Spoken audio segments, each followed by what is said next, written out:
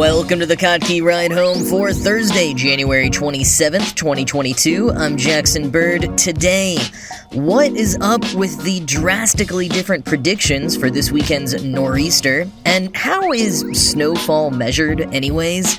Plus, the sus-prisingly long history of the term sus. And sometimes pre-ordering a book does not mean that you'll get it right on the publication date, like when the shipping container it was being transported in sinks to the bottom of the ocean, for example. Here are some of the cool things from the news today. So here in New York City, we are bracing for a big snowstorm this weekend. Or maybe not. Current forecasts put us somewhere between 2 inches and 20 inches of snowfall, which is, a pretty big difference. The big nor'easter will be affecting the entire northeast coast of the United States, but apparently untangling exactly how badly it will affect different areas is proving a little complicated.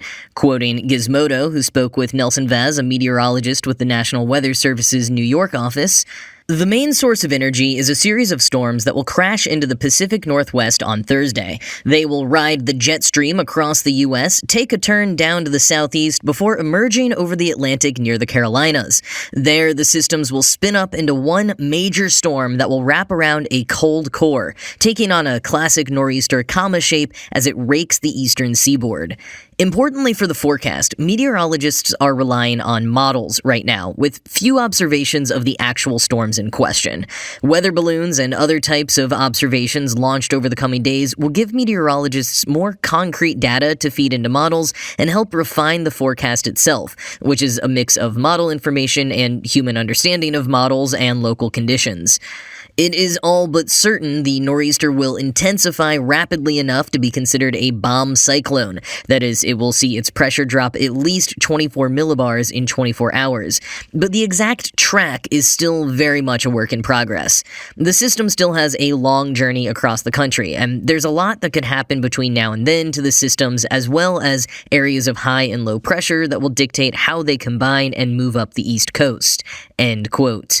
Throughout later today and tomorrow, we'll probably get a better idea, as Gizmodo points out, that it's in the 24 to 48 hours before a storm hits that meteorologists can usually give more accurate information about the amount of snowfall in particular.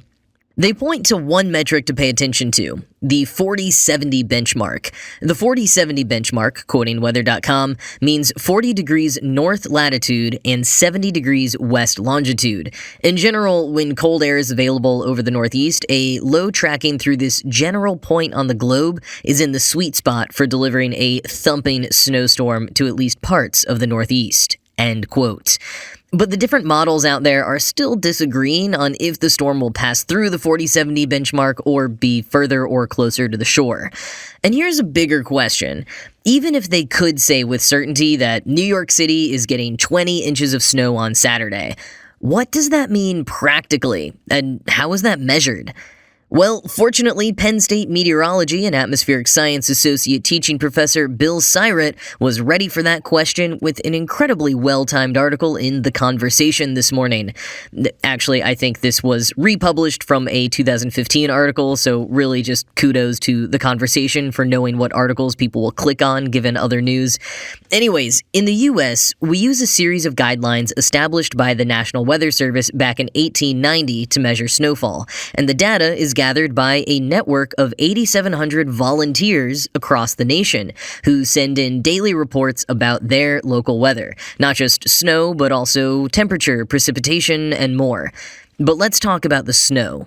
As you might imagine, based on the times when you may have been told that your town got 12 inches of snow, but then you measure in your backyard and you only have 7, the whole process is a bit more complicated than just sticking a ruler into the ground. An important distinction to be aware of is the difference between snow depth and snowfall. Depth is the sum of individual snowfalls. It's the average depth of accumulated snow in a given location. Though, because of a whole bunch of real-world factors like compression and melting and sublimation, the snow depth never exceeds the sum of all snowfalls. For example, Syrett says, 2 10.5-inch snowfalls might accumulate to a depth of only 17 inches, as opposed to 21. To get an accurate reading of snow depth, you should try to find somewhere with minimal drifting and take several measurements to average them together. And the same thing for measuring snowfall, but additionally in this case you'll want a flat, level surface, ideally white so it doesn't absorb much sunlight and remains close to the ambient air temperature. Something like a plank of wood painted white is great. The NWS refers to this as a snowboard. But a lot of factors can still get in the way, like if the snow changes to rain halfway through, and that elusive compression issue. And remember, these measurements are all coming from human volunteers, people who technically have lives beyond measuring snow. They're actually only required to measure once a day. But if they really only do it once a day, they risk having too low of a read because the snow may have compressed in on itself. So instead, it's better to take multiple readings a day and clear that snowboard each time you do, and then add up all the readings at the end of the day to get the total snowfall. But to get accurate comparisons across places and not have a volunteer in one place who only checks once a day versus a volunteer clearing the board every single hour, the NWS says volunteers cannot clear their boards more than 4 times in 24 hours. And apparently, this leads to controversy every now and then. A while back, a volunteer measured 77 inches of snowfall in New York within a 24-hour span, which would have broken a record. But then the NWS said that he had actually cleared the board too often, and that inflated the daily total. Now, none of this is an exact science, which Siret readily admits to, calling it inherently inexact, which is why some weather stations have begun using sensors to take measurements, but sometimes those malfunction when the snow is too heavy. And all of these caveats and complications are perhaps part of why Gizmodo recommends that people pay attention to more than just the projected snowfall amounts if you're in the potential range of the nor'easter this weekend. Because while there's a big difference between 2 inches and 20 inches of snow, there's also other factors like wind gusts and temperature, both of which at least have a little more accuracy and are also very important to prepare for.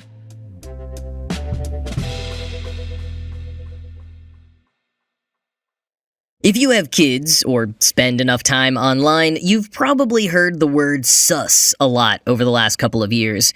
It's short for suspicious, and became super common slang when the game Among Us skyrocketed in popularity towards the start of the pandemic. Among Us launched in 2018 as a multiplayer game that takes place on a spaceship. Users playing together are crewmates, but one player is secretly given the role of an imposter, and they try to kill their crewmates while the crewmates complete random tasks around the ship. No one, besides the imposter themselves, knows who the imposter is, but meetings can be called for everyone to discuss and guess which one of them might be the imposter. During these meetings, it's common for someone to say that a fellow crewmate was acting sus, or suspicious. The word sus has taken on a whole life of its own far beyond Among Us, but it also had a life of its own long before Among Us entered the world. Yesterday, writer Austin Kleon tweeted an article from Merriam-Webster's Words We're Watching section, which highlights words they're keeping their eye on because it's being used more and more, but which hasn't yet met their criteria for entry into the dictionary. And indeed, if you search sus, S-U-S, on Merriam-Webster's website, you get 2 entries, neither of which reflect its current usage as a slang term for suspicious. Instead, you get a genus of mammals comprised of most swine, like boars and pigs, as well as an abbreviation for Susanna, as in the story from the Book of Daniel. But if you go over to the Oxford English Dictionary, you get the full lowdown on the word sus and its long history as a word associated with suspicious behavior. The OED has text examples dating back to the 1930s, and Merriam-Webster additionally dug up an entry from Partridge's Concise Dictionary of Slang and Unconventional English, which cites this particular usage as going all the way back to 1925. Now, in fall of 2020, Inverse dug into the not uncomplicated history of the term. Quoting Inverse, "The shortening of suspicious to sus first took place in England and Wales as far back as the 1930s as police jargon. Instead of using it as a descriptor like that person is sus, British cops would use the abbreviation to refer to the discovery of crucial evidence or information as having sussed something out, or going on an investigation as sussing out a situation or person." End quote. Now, another related usage was sus laws, which were the nickname for a stop and search law under the United Kingdom's Vagrancy Act.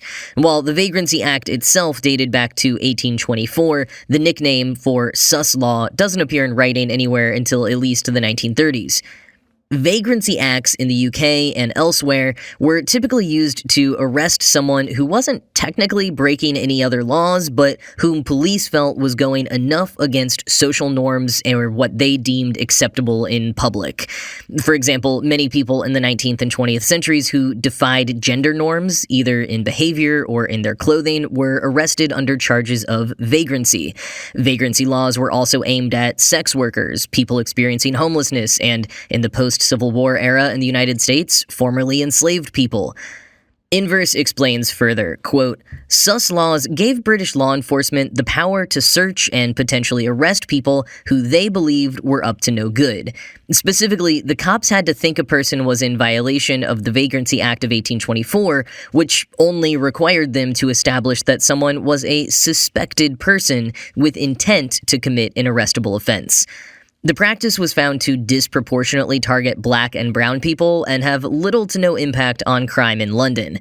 The discrimination caused tension in communities all throughout England and was a major factor in what sparked the 1981 Brixton riot in London when thousands of protesters clashed with the Metropolitan Police.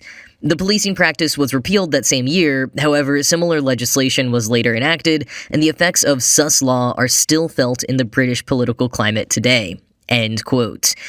But as sometimes happens, the term, consciously or not, was reclaimed, sort of, by some of the same populations most negatively impacted by it. Now, though it's tough to track pre-internet usage, early internet artifacts show the usage of sus by Black Americans in particular in forums and across the web. The first Urban Dictionary post goes back to 2003, and Inverse dug up a Tyler the Creator sketch video from 2012 about the word. This is the part of the history of the word that's the least surprising to me. So much of slang that gets picked up online and eventually used throughout mainstream culture has its origins in Black communities, usually without acknowledgement and sometimes used incorrectly. Additionally, Merriam-Webster pointed to a 2017 Refinery 29 article about dating slang, a year before Among Us launched, that explained sus as the 2017 version of shady, further emphasizing the term's usage in some circles well before its recent Among Us-fueled surge. And now it's on Merriam-Webster's watch list, so it may soon be entering dictionaries officially on this side of the pond in the coming years. So yes, sus is what the kids are saying these days, but like so many slang terms and seemingly new words, it has a much deeper lineage than is often apparent at first.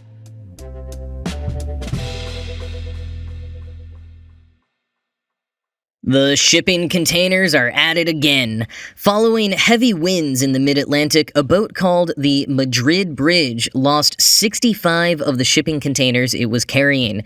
Among the goods lost as sacrifices to the sea gods were two highly anticipated cookbooks, Dinner in One, Exceptional and Easy One-Pan Meals by Melissa Clark, and Turkey and the Wolf, Flavor Trippin' in New Orleans by Mason Hereford.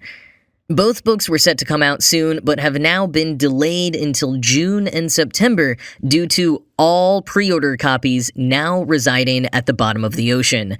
Fortunately, no one was hurt when the boat lost the containers, and both authors are taking it in stride, posting memes and jokes as they announce the unexpected delay in their book releases. I will be curious to see if there are other books we hear about that were lost as well. The Madrid Bridge was en route to New York, the publishing center of the US, so it is likely there were a fair few other book orders on board. This is also hardly the first time this has happened in recent years. From backlogs at docks to the Suez Canal blockage, there have been tons of shipping container issues as of late. I know sometime last year I talked about the increasing number of boats losing shipping containers to strong winds as they got overpacked to compensate for other shortages and delays. And though it doesn't look like it was ever publicly released, a friend in publishing showed me photos last year of a big order of some of their books having been destroyed when some containers fell off a boat and damaged other ones on board. In this most recent case, in addition to the 65 containers that fell into the Atlantic Ocean, a further 89 were damaged. So, if you ordered something that never arrives, this could be why. I just hope Poseidon is enjoying all the cool books and, air fryers and Pelotons we keep dropping his way.